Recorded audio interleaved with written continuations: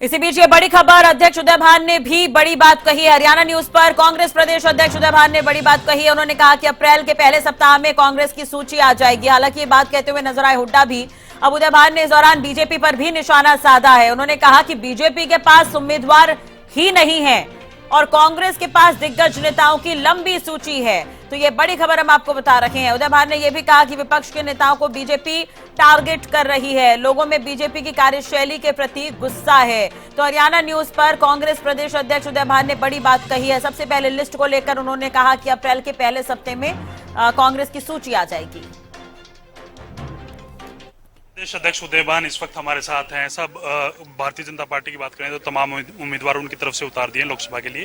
कांग्रेस की क्या स्थिति है, कब तक तमाम उम्मीदवार मैदान में होंगे? सर, कांग्रेस अप्रैल के फर्स्ट वीक में हम उम्मीद कर रहे हैं कि सभी हमारे कैंडिडेट डिक्लेयर हो जाएंगे। कहीं ना कहीं बड़े नेताओं को लेकर चर्चा की जा रही है। लगातार विपक्ष, आपका जो विपक्ष है यानी कि सत्ता पक्ष है, वो लगातार ये कह रहा है कि कांग्रेस के तमाम दिग्गज हैं चुनाव से भाग रहे हैं, उनको टिकट देने की बात कर रहे हैं। तो वो चुनाव न लड़ने की बात, विधानसभा चुनाव लड़ने की बात कर रहे हैं।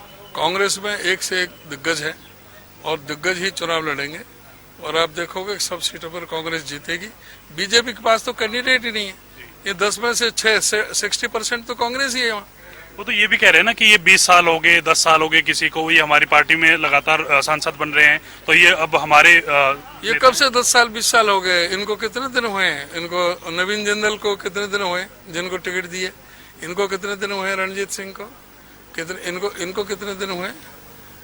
आप बताओ कि इनमें अशोक तंवर को कितने दिन हुए बीजेपी में शामिल हुए? तो ये आपको ही सवाल पूछना चाहिए कि इस तरह से लोग बरगलाने में आते हैं क्या?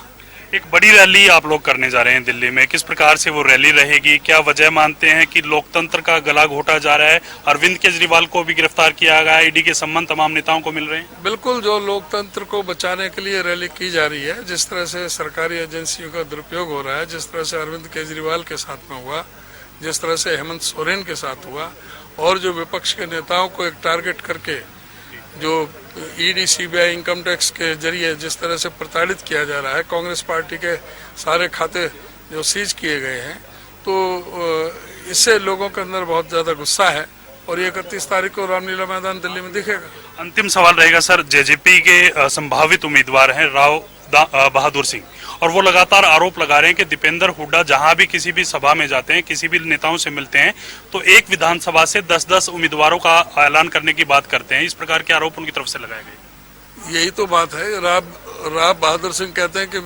मेरे टिकट के कमिटमेंट करो। यहाँ कह दिया कि टिकट के कोई कमिटमेंट नहीं है, समय बताएगा किसको पार्टी चुनाव लड़ाती है।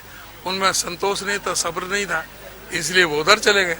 शुक्रिया सर बातचीत करने के लिए। ये थे प्रदेश अध्यक्ष, और इनकी तरफ से साफ तौर पे कहा गया है कि जल्द ही कांग्रेस की जो सूची है वो जारी कर दी जाएगी और तमाम दिग्गज चुनाव लड़ते हुए नजर आएंगे। कैमरामैन राजेश के साथ मैं रवि कालजमन, हरियाणा न्यूज, चंडीगढ़।